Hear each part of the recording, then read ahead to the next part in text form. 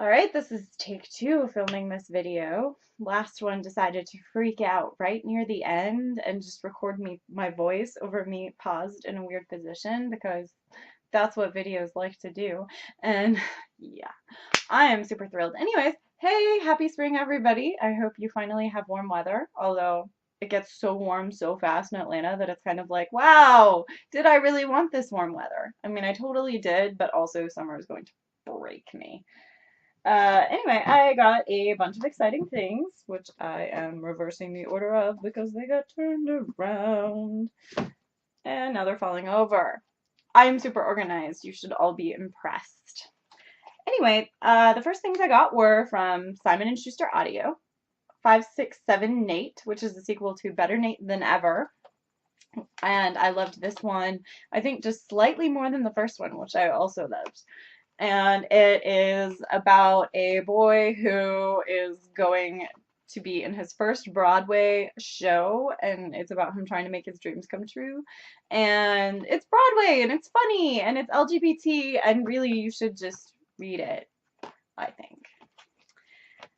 And my review for that went up yesterday if you want to check that out. I will also link it in the post, of course.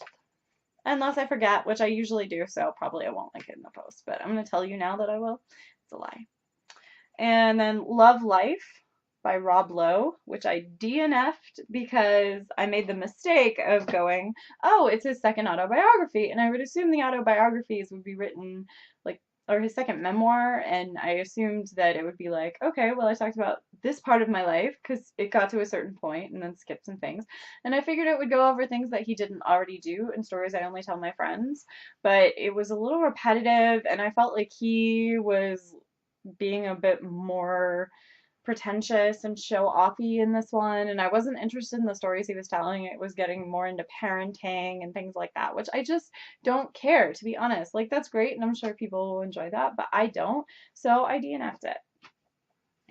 And then I got from Orbit, Defenders by Will McIntosh.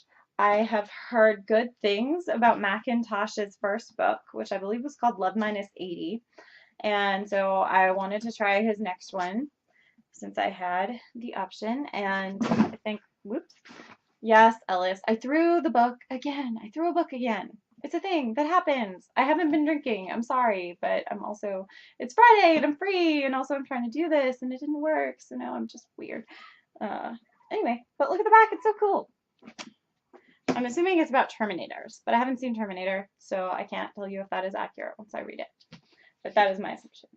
And then from That Kids Books, I got one of the books I'm most excited about in the next season, which was Mortal Danger by Anna Geer. I loved her Razorland trilogy, especially the way that she ended it. That had a great narrative arc. Like, a lot of series get worse as they go along, and that one definitely was strongest in its last book, which is a really rare thing. And so I'm curious to see what this one is going to do, and it has a pretty cover.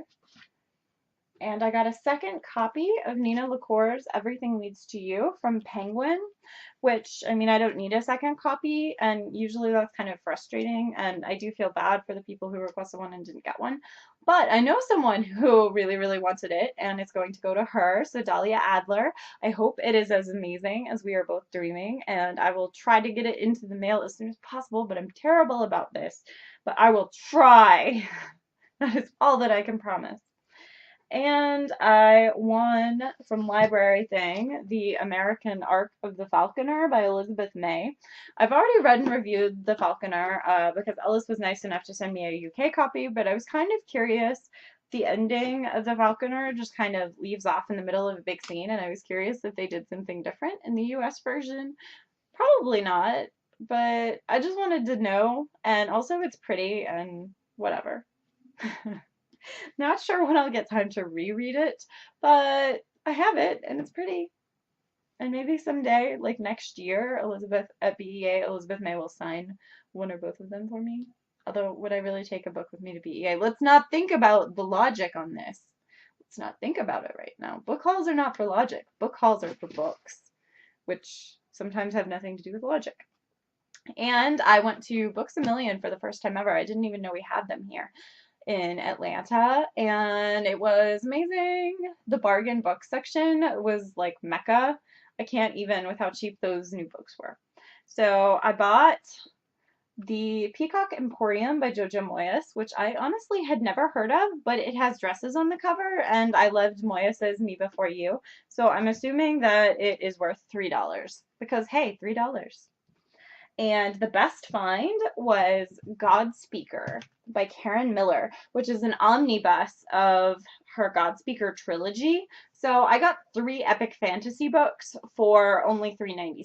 And I loved the one Karen Miller book that I read. So I'm super, super excited about that, even though I will not read it for years.